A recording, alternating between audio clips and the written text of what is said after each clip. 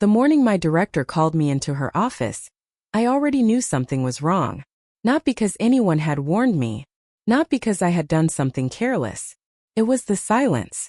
People underestimate silence in an office. They think tension looks loud, slammed doors, sharp emails, raised voices in conference rooms. It usually doesn't.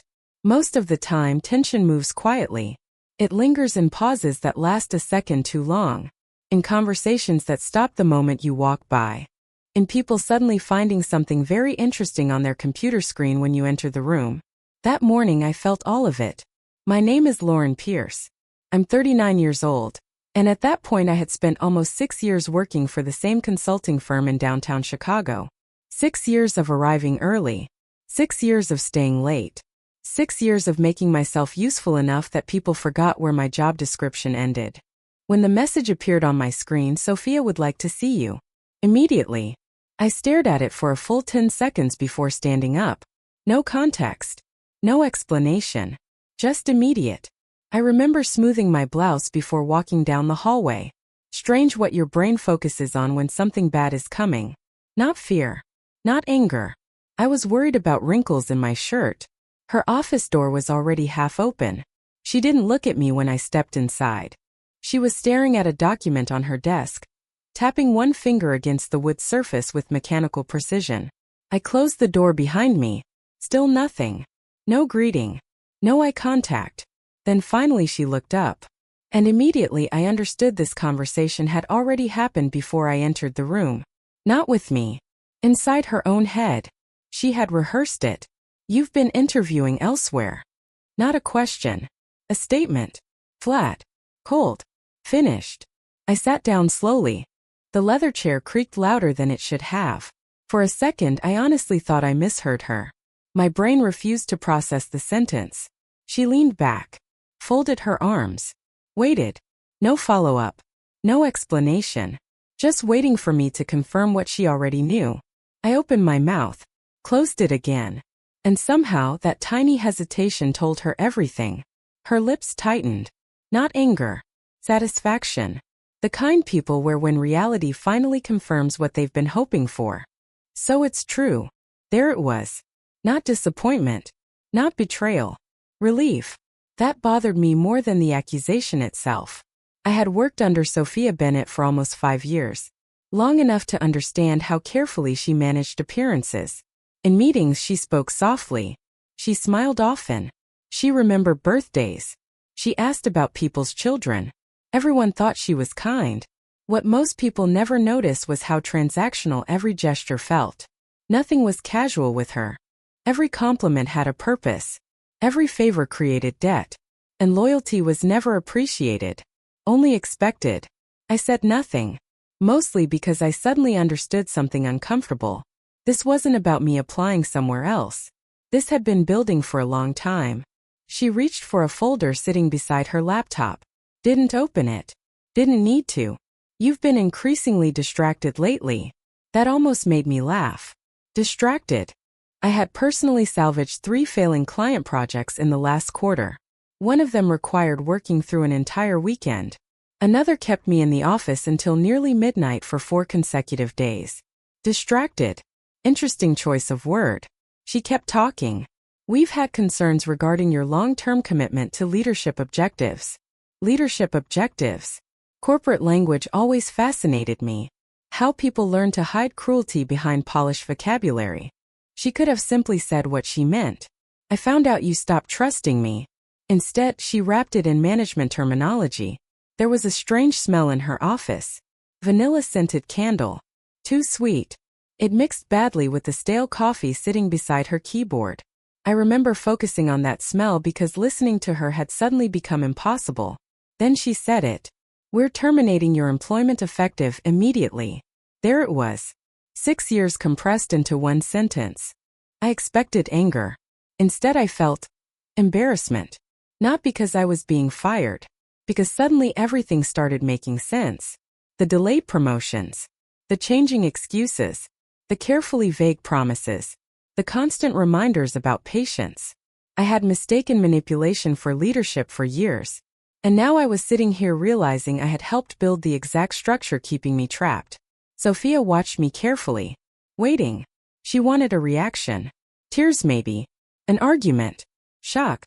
Anything proving she still controlled how this moment unfolded. Instead I smiled. I don't know why. Pure instinct.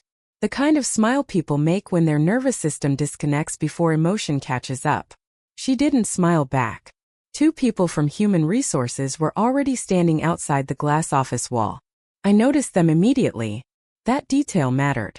They had prepared this. Laptop access probably already revoked. Email disabled. Security informed. This decision wasn't made this morning. They had simply waited for justification. And apparently my interview somewhere else had finally given them one.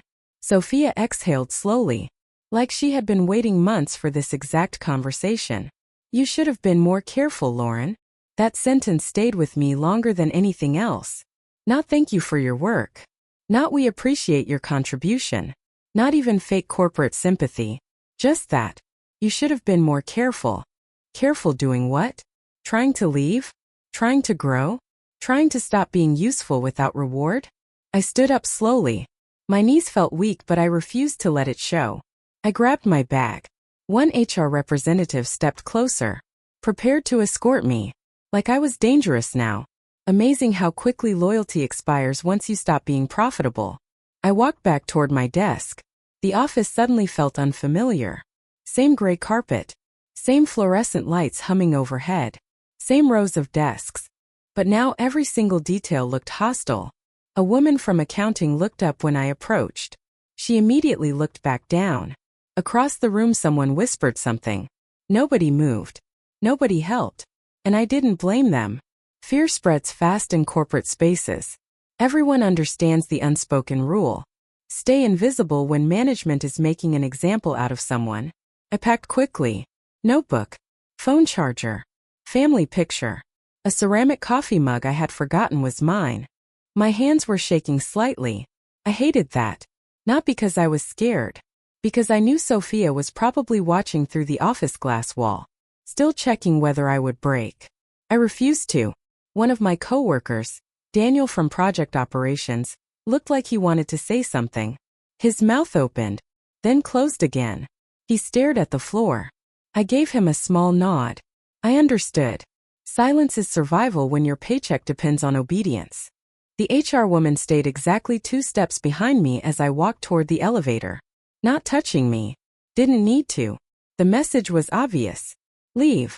Don't make this difficult. At the elevator, she handed me a white envelope. Final compensation documents. Benefits termination schedule. Company property checklist. The paper felt absurdly heavy for something so thin. The elevator doors opened. I stepped inside, turned around, and for half a second I caught Sophia standing in her office doorway, watching. Her expression completely neutral, like she had just completed routine administrative work. No emotion, no hesitation. I stared at her until the doors closed. Then suddenly the silence hit me. Real silence. No keyboards. No phones ringing. No fluorescent buzzing. Nothing. Only my own breathing. I sat in my car for nearly 20 minutes afterward. Didn't start the engine. Didn't check my phone. Didn't cry. I kept replaying one thing in my head. Not the firing itself. Not the humiliation. Not even the betrayal. It was how prepared she had looked. Too prepared. As if she hadn't reacted to my decision. As if she had simply been waiting for permission. And somewhere deep down I realized something uncomfortable. This hadn't started today. It started years ago. Long before I ever sent out a single resume. And now, sitting alone in that parking garage with my company badge still in my pocket, I began remembering all the moments I had ignored. All the times I convinced myself patience would eventually be rewarded. All the little warnings I dismissed because admitting the truth would have forced me to change everything. Looking back now, I think part of me always knew. I just wasn't ready to admit how much of my life I had built around waiting for approval from someone who never intended to give it.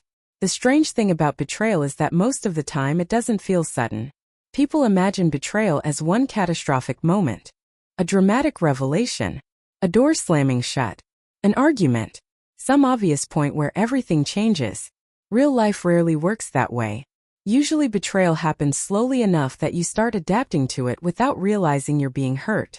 Sitting in my apartment that night, still wearing the same clothes from work, I began replaying the last 5 years in fragments. Tiny moments, conversations, expressions, promises. And for the first time, I stopped remembering them the way I wanted to remember them. I saw them for what they actually were. The first time I asked for a promotion, I had been with the company for almost a year and a half. I remember being nervous walking into Sophia's office. Not because I doubted my work. Because I respected her opinion. At least back then. She smiled warmly. Actually warm. Or maybe I thought it was warm because I still believed effort translated into recognition. She folded her hands on the desk. Looked directly at me. Lauren, your work has become critical to this department. I remember the exact word. Critical. At the time it felt like validation. Something heavy and important. Then came the pause. The carefully measured silence. Not too long. Just enough to create anticipation. But this isn't the right cycle. Cycle. Corporate language again. Always strangely abstract. Never yes. Never no. Always temporary disappointment disguised as future opportunity. She kept smiling. Next review period. I nodded. Completely satisfied. I actually thanked her. Looking back now, I want to shake that version of myself. I walked out believing I had just been recognized. I hadn't. I had simply been postponed. The second time came 11 months later. This meeting felt different immediately. She stayed standing instead of sitting. Phone face down on the desk. A sign she wanted control over the pace. I explained my performance metrics. Project completion rates. Client retention. Revenue contributions. Everything was documented. She barely glanced at the folder. The company is being cautious with compensation adjustments this quarter. That was it. No discussion. No negotiation. Just another excuse wrapped in polished language. I remember leaving her office confused. Not angry. Confused. Because nothing she said actually matched the numbers in front of her. I had exceeded every performance expectation. But somehow that didn't matter. Still, I stayed. That part matters. People love talking about toxic workplaces like leaving is easy. It isn't. Especially when you've invested years building stability. Especially when fear disguises itself as responsibility. I told myself practical things. The economy wasn't great. Starting somewhere new carried risk. Maybe next year would be different. Maybe leadership simply needed time. Maybe I was impatient. Funny how we train ourselves to defend people who keep disappointing us. The third conversation happened after a major product rollout nearly collapsed. The entire operations team had missed critical delivery deadlines. A disaster waiting to happen. I worked through 70 hours that week. Canceled dinner plans. Ignored family calls. Slept maybe 10 hours total across 4 days.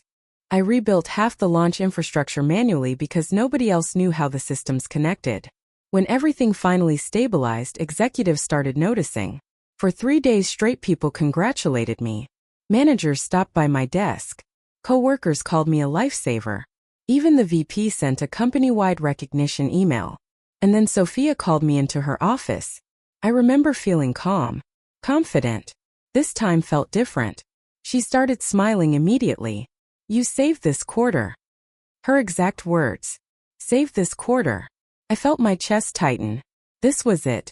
Finally. Recognition. Reward. Something. Instead, she sighed dramatically. I hated that sigh instantly. It felt rehearsed. I wish these conversations were easier. That sentence. Even now I hate remembering it. Because I knew what was coming before she said another word. We can't justify title restructuring right now. Not salary. Not role expansion. Not growth. Nothing. Just another delay. And somehow she made herself sound like the victim. Like denying me was emotionally difficult for her. I walked back to my desk feeling numb. Not devastated. Just strangely disconnected. The fluorescent lights above me seemed louder than usual. The office chatter blurred together.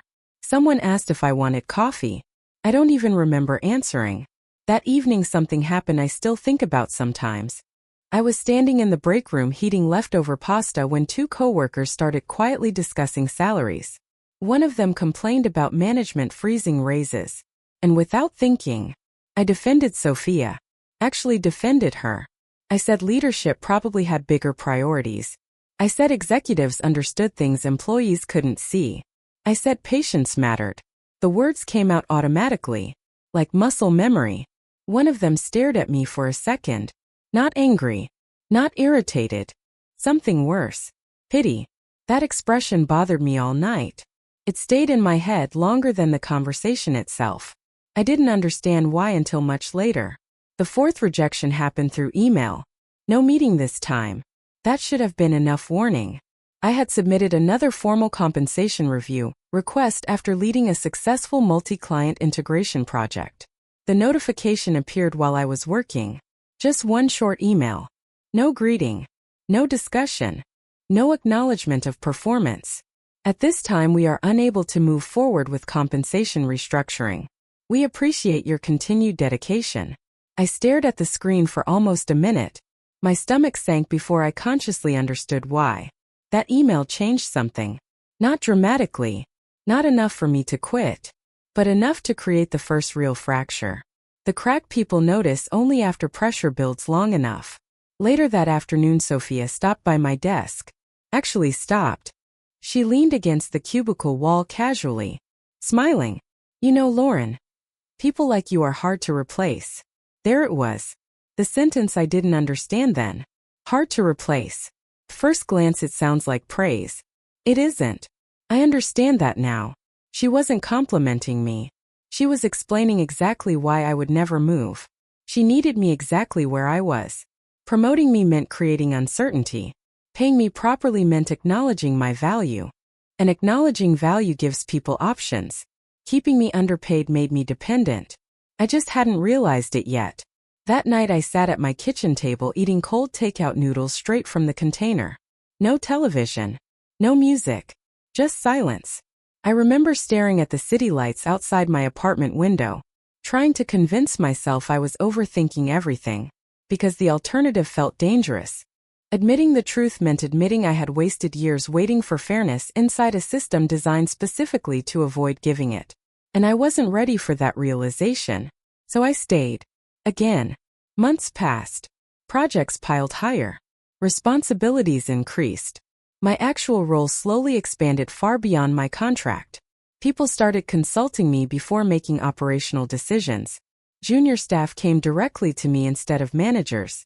Entire teams relied on processes I had quietly built over years. Yet somehow my title never changed. My salary barely moved. And every time I considered pushing harder, fear answered first. Fear is subtle. It rarely says you can't leave. Instead it whispers softer things. Starting over at 39 sounds exhausting. Maybe the market isn't stable right now. You already know how this company works. What if another job is worse? So I adapted. I normalized being undervalued, which honestly might have been the most dangerous part. Not Sophia's manipulation. My willingness to tolerate it. Then came the project that changed everything. It started as a disaster. A massive client migration scheduled under impossible deadlines. 2 department heads underestimated implementation complexity. Critical errors started appearing almost immediately. Servers crashed. Customer access stalled. Data synchronization completely failed across multiple systems. Panic spread fast. Leadership started holding emergency meetings. Everyone pointed fingers. Nobody had solutions. I stepped in automatically, because by then, solving impossible problems had become routine. 3 straight nights in the office. I manually rewrote internal workflow architecture, built temporary routing systems, redirected approval chains, patched reporting errors nobody else even understood. On the 4th morning, everything worked perfectly. The client stayed. Millions saved. Senior executives began praising the project turnaround. My inbox filled with congratulations. Even departments I'd never worked with directly started sending messages. For the first time in years, I allowed myself hope. Real hope. Sophia called me into her office that afternoon, and something about her expression immediately made my stomach tighten. She smiled. Same practice smile. The one I knew too well now. Exceptional work, Lauren. Pause. Then quietly, "You've become absolutely irreplaceable." There was that word again. Irreplaceable. Not promotable. Not valuable. Not leadership material. Irreplaceable. I had brought documentation with me. Performance records. Revenue impact projections. Comparative salary data. Everything necessary to justify a senior operations role. I slid the folder across her desk. She didn't even open it. That hurt more than I expected. She already knew her answer. Another soft sigh. Another practiced expression. Another familiar sentence. "This simply isn't the right time." Something inside me went completely still. No anger. No frustration. Nothing. I remember staring at her desk instead of her face. Dark walnut wood. Tiny scratch near the keyboard. Half-empty coffee mug. A gold pen resting beside a legal pad.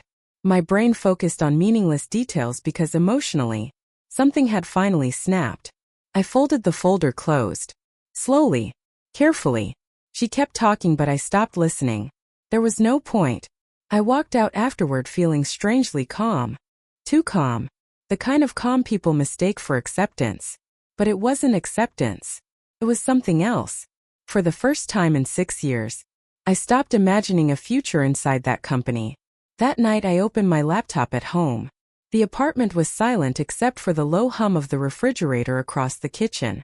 I stared at the screen for almost 15 minutes, cursor blinking inside an empty search bar. My hands rested motionless on the keyboard. I could still hear Sophia's voice. Irreplaceable. Funny word. Because sometimes people only call you irreplaceable when replacing you would inconvenience them. Not because they value you. Because they benefit from your position staying exactly the same. I opened my resume. Hadn't touched it in years. The document felt strangely foreign. Like evidence from another life. I updated everything quietly. Project metrics. Leadership responsibilities. Systems I had designed. Revenue impact. Performance improvements. No exaggerations. Just facts. I almost closed the laptop 3 separate times. Fear kept returning. Familiar fear. Comfortable fear. The kind people learn to confuse with caution. But sometime after midnight, I stopped hesitating, and I submitted my first application. Then sat perfectly still afterward, waiting. Like somehow pressing one button had triggered consequences I couldn't undo. Nothing happened. No alarms. No warnings. No catastrophe. Just silence. And somewhere deep down, I realized I had crossed a line. Not externally. Internally. For 6 years I had kept asking permission to grow. That night, I stopped asking. And I had absolutely no idea how expensive that decision was about to become. The interview felt wrong from the very beginning. Not bad. Not uncomfortable. Just wrong. And I couldn't explain why. The company occupied the 22nd floor of a glass building overlooking the river. Modern lobby. Quiet reception area. Minimalist design everywhere. The kind of place that looked expensive without trying too hard. I arrived 15 minutes early. Habit. Some behaviors survive long after they stop serving you. While waiting, I kept checking my phone even though there were no new notifications. Nervous reflex. My stomach felt tight in a way I hadn't experienced in years. Not because I doubted my qualifications. Because I had forgotten what uncertainty feels like when you spend 6 years inside one environment.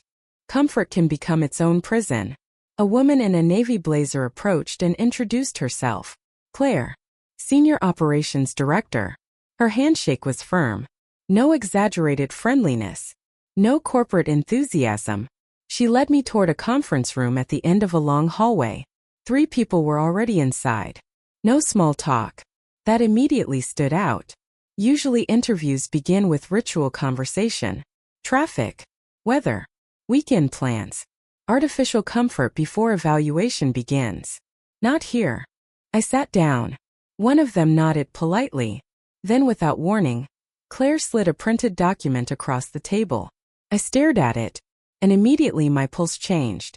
It was a workflow architecture diagram. My workflow architecture. The exact operational structure I had personally built at my current company over the past 3 years. Internal approval systems. Escalation routing procedures. Departmental automation sequences. Everything. My throat tightened. I looked up. Nobody said anything. They were watching carefully. Waiting. Claire tapped one section near the bottom corner. You designed this revision structure, correct? I nodded automatically. My fingers tightened around the pen I'd been holding. Click. I pressed the top absent-mindedly. Again. Click. One of the men sitting across from me leaned forward slightly. This adjustment here. He pointed at a modified approval sequence. This reduced internal processing delays by nearly 30%. Not a question. Another statement. I stared at him. How do you know that? Silence. Brief. Measured. Then Claire answered calmly. We do extensive market research. Something about that answer felt incomplete. Too smooth. Like only part of the truth. The questions continued. But not normal interview questions. Nobody asked where I saw myself in 5 years. Nobody asked about weaknesses. Nobody asked generic leadership nonsense. Instead, they asked highly specific operational questions. About decisions I had made during infrastructure failures. Times I had overridden executive recommendations. Moments where I identified inefficiencies leadership missed. Every question felt strangely targeted. Like they already understood my work. They weren't evaluating competence. They were confirming something. 30 minutes in. One of them said Sophia's name. Casually. Far too casually. How long has Sophia Bennett been signing off on your operational frameworks without adjusting your title? My pen clicked loudly against the table. Too loud. I stopped immediately. Every muscle in my shoulders tightened. I forced a small smile. That doesn't really seem relevant. The room went silent. Nobody rushed to fill the pause. That bothered me. Silence in interviews usually means discomfort. Here it felt deliberate. Strategic. Then Claire folded her hands. And said something I still remember word for word. Leadership behavior patterns matter when evaluating long-term talent acquisition. I stared at her. Not fully understanding. But instinctively recognizing there was more happening beneath the surface. Another executive leaned back slightly. His expression remained neutral. We've noticed high performers tend to stay longer than they should in environments that systematically undervalue them. The sentence landed hard. Harder than I expected. Because suddenly I understood. They knew. Not everything. But enough. Enough to recognize exactly what kind of environment I had been working inside. Nobody in that room pitied me. That stood out. No sympathy. No emotional manipulation. Just professional observation. As if they had seen this pattern hundreds of times before. The interview ended 20 minutes later. No promises. No exaggerated enthusiasm. No fake excitement. Claire simply stood. Extended her hand again. Thank you for coming in. That was it.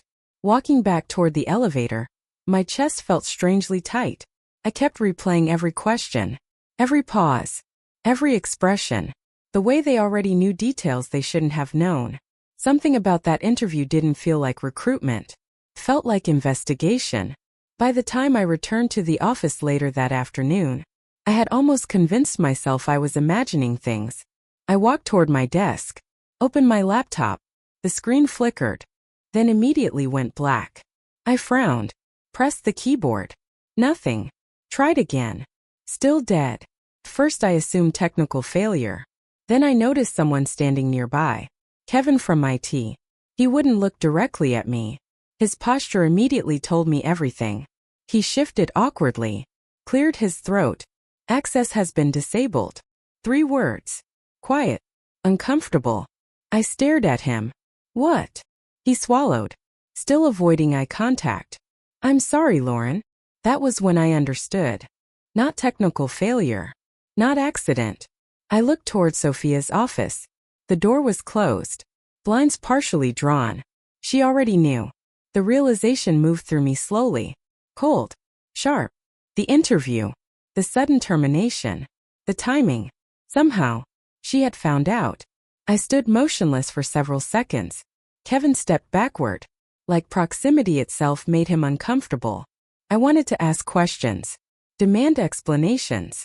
Instead, I began packing. Fast. Far too fast. The speed surprised even me. Phone charger. Notebook, pens, headphones, a framed photo of me and my younger sister from 2 Christmases ago. My hands shook harder now. Not fear. Adrenaline. I could feel dozens of eyes watching, people pretending not to stare. Computer screens suddenly fascinating again. Nobody moved. Nobody spoke. Across the room Daniel looked frozen. His mouth opened slightly, then shut again. Exactly like before. The silence inside offices during moments like this always fascinates me. Humans naturally want to react when witnessing injustice. But fear overrides instinct. People prioritize survival. I understood that. I wasn't angry at them. A woman from HR appeared beside my desk. Jessica. Mid-30s. Always polite. Today she looked deeply uncomfortable. She forced a professional tone. We'll walk you out. Not please come with me. Not we need to discuss something. Just, we'll walk you out. As if the decision had already erased my identity. We moved toward the elevator slowly. She stayed exactly one step behind me. Close enough to control movement. Not touching. Didn't need to. Same choreography every corporation uses when removing people. Near the elevator she handed me documents. Final paycheck. Benefits termination schedule. Legal disclosures. Everything prepared. Too prepared. I stared at the paperwork. Then something hit me. This had happened incredibly fast. Too fast. Sophia learned about the interview and executed termination procedures within hours. Which meant one thing. She had already been waiting. Waiting for an excuse. My stomach twisted. I turned slightly. Looked across the office one last time. And there she was. Standing behind the glass wall of her office. Watching me. Expression completely neutral. No guilt. No hesitation. No sadness. Just observation. Like someone confirming successful completion of a task. The elevator doors closed. My reflection stared back at me through polished steel. And suddenly my entire body started shaking. Not visibly. Internally. Tiny tremors moving through my chest and arms. Outside I reached my car. Dropped the box into the passenger seat. Sat behind the wheel. Hands gripping the steering wheel so tightly my knuckles turned white. Then I finally allowed myself one terrifying realization. She hadn't fired me because I betrayed the company. She fired me because I had finally stopped accepting what she needed me to accept. Dependence. The loyalty. The silence. The obedience. For 6 years I had been useful precisely because I stayed exactly where she wanted me. And the second I tried to leave, she removed me. Not emotionally. Strategically. Like removing a piece from a board game. I sat there breathing slowly, trying to calm the shaking. Then my phone rang. Unknown number. Boston area code. I almost ignored it. Something told me not to. I answered quietly. Hello. A woman's voice responded immediately. Calm. Professional. Controlled. Lauren. Yes. Pause. Then. This is Margaret Hale. I frowned. Didn't recognize the name. She continued. I'm a member of your company's board. Every muscle in my body went rigid. I said nothing. She lowered her voice slightly. I wanted to personally reach out regarding what happened today. I stared through the windshield. Heart pounding now. She continued carefully. Things moved faster than they should have. I didn't answer. Something about her tone felt dangerous. Measured. Like every word had legal consequences attached. Then she said something that genuinely shocked me. We'd like to revisit your compensation structure immediately. I blinked. Certain I misunderstood. She kept talking. Salary adjustments. Senior title reassessment. Leadership restructuring. My grip tightened around the phone. For several seconds, I almost said yes. That part embarrasses me. Even now. After everything. Part of me still wanted validation badly enough to consider returning. 5 years of conditioning doesn't disappear instantly. Then through the apartment wall beside me, I heard my neighbor's dog barking loudly. Sharp. Sudden. And somehow that stupid sound broke my hesitation. Images flooded my head instantly. Sophia's expression while firing me. The repeated denials. The word irreplaceable. The lies. The manipulation. The waiting. I spoke quietly, but firmly. It's too late. Silence. Margaret adjusted her tone immediately. We value your contributions, Lauren. I almost laughed. Value. Interesting word. Where exactly had that value been during 6 years of ignored requests? I pressed my thumb hard against the edge of the steering wheel, trying to stay steady. If you valued me, I said slowly, this conversation would have happened years ago. Long pause. Then carefully. Sometimes leadership overlooks important things. Something inside me snapped hearing that sentence. 5 years. For denied promotions. Countless unpaid responsibilities. And now suddenly they had simply overlooked me? No, that wasn't oversight. That was habit. I interrupted her. Too sharply. But I didn't care anymore. 5 times isn't oversight. Silence again. Then I said the sentence that finally ended everything. I'm done waiting for people to notice my worth. And I hung up. Immediately. Before fear could convince me otherwise. I stared at the phone afterward for a long time. My hands were still shaking. But something felt different now. Not relief. Not happiness. Something stranger. For the first time in 6 years, I had refused them. And somewhere deep inside, I think they finally realized they no longer controlled me. The offer arrived the following morning. No dramatic build-up. No emotional conversation. No corporate performance theater. I woke up after maybe 4 hours of broken sleep, made coffee I barely touched, and sat at my kitchen counter staring at sunlight moving slowly across the apartment floor. My body still felt strange. Like it hadn't caught up with what happened yesterday. 6 years ended in less than 20 minutes. Funny how entire chapters of your life can disappear faster than a morning meeting. My phone buzzed. Email notification. I opened it automatically. There it was.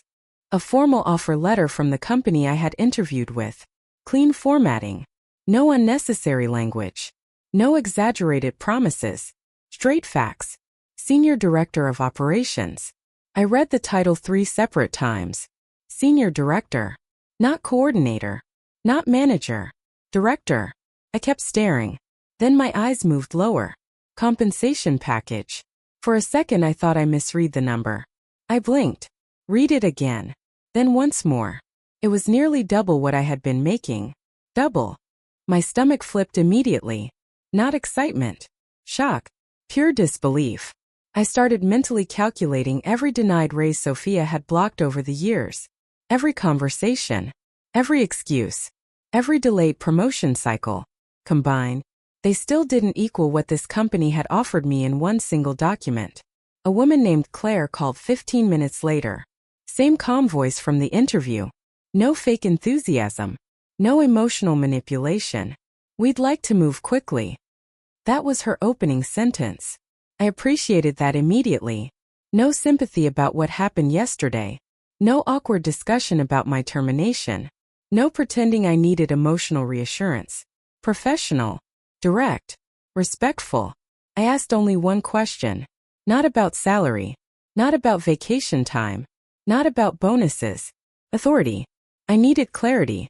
I leaned against the kitchen counter and asked quietly, who makes operational decisions?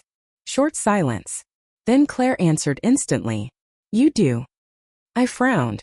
She continued. You were hired because we trust your judgment. We don't bring experienced professionals into leadership positions just to control them. That sentence hit me harder than I expected. Because suddenly I realized how distorted my expectations had become. At my old company, authority had always been conditional. Every decision required approval. Every initiative needed permission. Every accomplishment became leverage for someone above me. Now, someone was simply trusting me to do my job. No games. No manipulation. No leash disguised as mentorship. I muted the call for a second. Looked at my own reflection in the black phone screen. I looked exhausted. Older somehow. But calmer. Then something embarrassing crossed my mind. Fear. Not fear of failure. Fear of success. Actual success. After years of learning how to survive inside limitation, freedom feels unfamiliar. Almost threatening. For a brief moment I considered asking for time to think. Old habits. The instinct to hesitate before change. Then I caught myself. Same pattern again. Same fear disguised as caution. I unmuted the call and signed immediately. No countdown. No dramatic realization. Just one simple digital signature. Then silence. A strange kind of silence. Heavy. Final. Irreversible. I had officially left the version of my life built around waiting for approval. And for the first time in years, I didn't regret moving forward. 3 weeks later, something unusual happened. By then I had fully transitioned into my new role. New office. New systems. New responsibilities. And strangely, my nervous system still hadn't adjusted. Sometimes when emails arrived unexpectedly, my chest tightened automatically. Not because I expected bad news. Because my body remembered what anxiety used to feel like. Trauma is strange like that. Situations change faster than habits do. That afternoon a calendar invite appeared. Mandatory executive strategy review. Nothing unusual. Except one line attached beneath the agenda. You are required to remain uninvolved during discussion segment 3, due to prior employment conflict. I stared at that sentence. Interesting wording. I already knew exactly what it meant. My former company. I joined the call 5 minutes later. Muted immediately. Around 12 people connected gradually. Executives. Legal representatives. Operations leadership. I listened quietly. The hum of my office air conditioning filled the background. Steady. Cold. Predictable. Someone began presenting market transition risks. Another executive started reviewing contract exposure. Then, my former company's name appeared on screen. No emotional reaction came. That surprised me. 3 weeks ago hearing that name would have triggered anger instantly. Now, nothing. Distance changes perspective quickly. I stayed silent. They discussed numbers. Operational concerns. Transition timelines. Risk exposure. Nobody asked for my input. That restriction had been intentional. Legal boundaries. Professional distance. But I understood what was happening. And then someone said one sentence that immediately shifted everything. We'll finalize termination after final compliance review. Termination. Contract termination. A major contract. I knew enough internal structure to understand what that meant. The account they were discussing had been one of the largest clients my old company managed.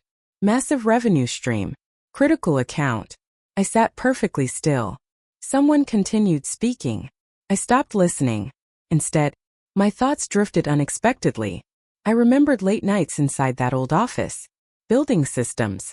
Fixing broken infrastructure.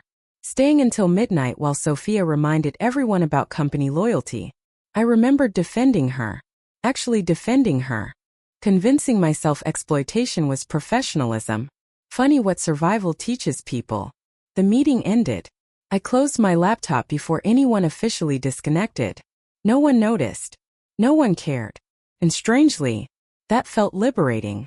For years I had been essential somewhere. Necessary. Indispensable. Now things moved without demanding pieces of me. And I liked that. 2 days later I learned what happened. Not directly. One of our internal directors mentioned it casually during a routine operations check-in. The kind of conversation where everyone pretends major business shifts aren't fascinating. She paused mid-sentence. Looked at another executive. Then looked back at me. Have you heard? I shook my head. She leaned back. Expression unreadable. The contract was terminated this morning. Simple sentence. But I understood the scale immediately. My old company had lost the account. Their biggest one. I asked nothing. Didn't need details. A second executive forwarded me transition documents 30 minutes later. No commentary attached. Pure operational handoff. I opened the file. Scrolled once. Then froze. Recipient list. Legal department. Finance division. External transition team. Operations executives. And one absence stood out instantly. Sophia Bennett. She wasn't copied. I stared for several seconds. That detail mattered more than the contract itself. Executives don't accidentally exclude senior leadership from critical communications. Not when millions are involved. Which meant something had already shifted internally. Then I reached the bottom of the document. One final line. Transition oversight assigned to external operations lead. My name. Lauren Pierce. I stared at the sentence, then laughed quietly. A short sound, almost involuntary. Not revenge. Not satisfaction. Recognition. That was all. Recognition. The same systems I had built for years. The same operational structures my former company had used to generate profit while underpaying me. Now I was being trusted to oversee their replacement. There was a strange symmetry in that. Later that afternoon, a message arrived from one of our senior executives. We'll need your expertise to ensure transition remains stable. No acknowledgement of history. No dramatic commentary. No discussion about irony. Just trust. Professional expectation. I typed back 2 words. Understood completely. And that was enough. I never spoke to Sophia again. Not once. No confrontation. No angry message. No emotional closure conversation. Life rarely gives you cinematic endings. Real endings happen quietly. I heard about what happened months later through industry contacts. Nothing dramatic. No public scandal. No explosive termination. Something slower. More damaging. She stopped appearing in executive meetings. Approval authority shifted elsewhere. Major decisions no longer required her signature. Then eventually another director began handling departments she used to control. Quiet demotions. Those are worse than public ones. Public humiliation fades quickly. Quiet demotions linger. Everyone notices. Nobody says anything. Her authority didn't disappear overnight. It evaporated slowly. Exactly the way mine had once been denied. Bit by bit. Until eventually, she became irrelevant inside the system she worked so hard to control. I started fully settling into my new role. The first few months felt strange. People asked for my opinion and actually waited for answers. No second guessing. No political maneuvering. No punishment for competence. The first time I closed my office door after a long meeting, I sat there longer than necessary. Listening. Silence again. But different now. Solid. Safe. Mine. Not the suffocating silence of fear. The quiet that comes when nobody owns your future anymore. Sometimes I still catch old habits. Apologizing unnecessarily. Double-checking decisions I'm fully qualified to make. Expecting resistance where none exists. The body remembers environments long after the environment disappears. Healing doesn't happen the moment circumstances improve. It happens gradually. Quietly. One day at a time. There's something I understand now that I wish I learned years earlier. Loyalty means nothing when given to people who benefit from your silence. The more you tolerate being undervalued, the more others assume undervaluing you is acceptable. I spent 6 years believing endurance eventually creates reward. Doesn't. Sometimes endurance simply teaches people how much they can take from you. Walking away didn't fix everything. It didn't erase frustration. It didn't recover lost years. But it ended the damage. And sometimes, ending the damage is the most important victory you'll ever have. I don't think about Sophia often anymore. I don't replay old conversations. I don't wonder what would have happened if I stayed longer. Because now I understand something simple. The moment I stopped asking permission to recognize my own value, their control ended. Not gradually. Immediately. And if I learned anything from all of it, it's this. Never stay loyal to a place that only rewards your obedience, when your obedience requires sacrificing yourself. Because the longer you wait for people to value you, the easier it becomes for them to forget they ever should have. And sometimes the strongest decision a person can make is simply deciding they're done being useful to people who never intended to let them grow.